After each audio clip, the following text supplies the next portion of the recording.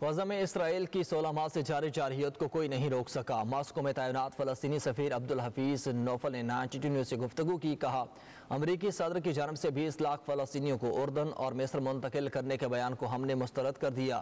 یقین ہے کہ 4 مارچ کو ہونے والے عرب سربراہی اجلاس میں اس مسئلے کا حل نکل آئے گا۔ غزہ کے لیے خصوصی فنڈ قائم کیا جائے کیونکہ غزہ کی بحالی کے لیے $80 ارب کی ضرورت ہے۔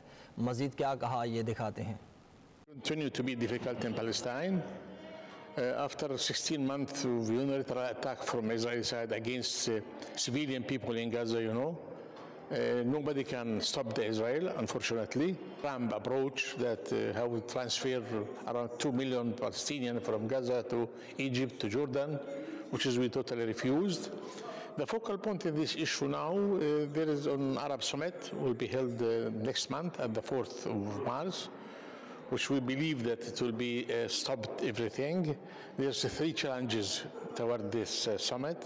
First of all, to refuse, to put an end for Trump approach to transfer Palestinian civilian from Gaza. Secondly, to create a special fund to restore Gaza again, because we need, according to the United Nations reports, Gaza needs around more than $80 billion. Yeah. And we believe that the Arab Summit will be open a special account for Gaza, for the Arab countries and European and all the international community to start to build Gaza, where the civilian will be there in Gaza.